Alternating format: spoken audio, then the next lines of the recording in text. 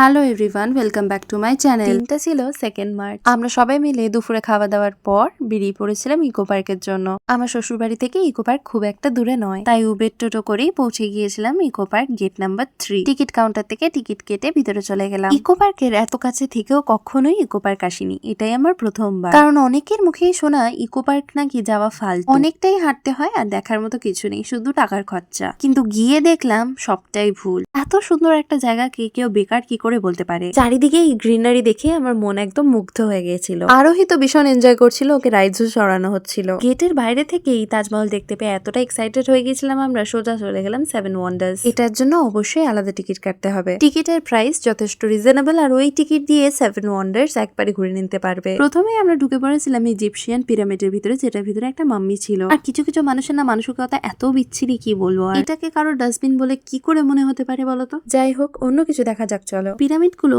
বাইরে থেকে ছোটখাটো দেখতে হলেও ভিতরে কিন্তু বেশ কয়েকটা সিঁড়ি আছে।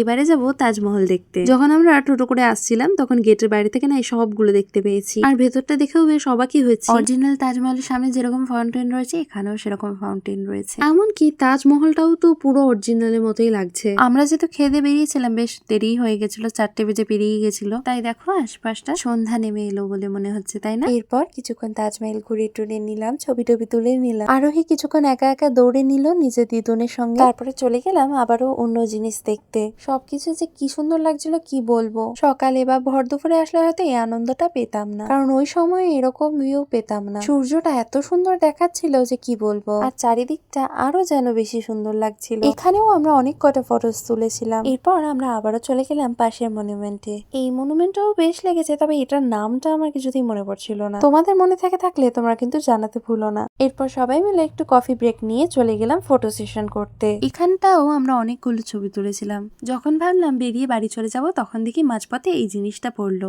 এটা ঠিক কি সেটা আমি জানি না, তবে পথে এসছে যখন তখন ঢুকেই পড়লাম। তবে ভিতরে ঢুকে মনে হলো গুফার মতো কিছু একটা হবে হয়তো। ওইদিকে দেখো আবার লাইটটা কেমন ঢিপ ঢিপ করছিল, চোখের সামনে দিয়ে আবার একটা বাদুড়ও উড়ে চলে গিয়েছিল। সেই সময় গুফাটার ভিতরে কিন্তু খুবই কম লোকজন ছিল, খুব একটা সুবিধার মনে হলো না আমার, তাই পালিয়ে এলাম। সন্ধে নেমে এসেছিল, অন্ধকারও হয়ে গেছিল, কিছুই সেরকম দেখতে পাচ্ছিলাম না, তাই ভাবলাম চলো এবার বাইরের দিকে বেরোনো যাক আস্তে আস্তে। বেরোনোর সময় আবার দেখতে পেলাম ওখানে গেটের সামনে কি একটা টেক অফ বলে কিছু একটা আছে। আমি প্রথমে মনে করেছিলাম ওটা কোনো একটা রেস্টুরেন্ট হবে, আর বাইরে এটা যে পরিমাণে লাইটিং করা ছিল আমার তো মনে হয়েছিল খুব সুন্দর একটা রেস্টুরেন্ট হবে হয়তো। হ্যাংলার মতো ওই দিকেই এগিয়ে যাচ্ছিলাম, পরে গিয়ে জানতে পারি ওটা কোনো খাবার রেস্টুরেন্ট নয়, ওটা গেমিংস এর। সবার ততক্ষণে খিদেও পেয়ে গিয়েছিল, তাই লেগে পড়লাম খাবার খুঁজতে। সোজা চলে গেলাম খানা খাজানাতে। এটা কিন্তু ইকো পার্কের ভিতরে, গেটের কাছে।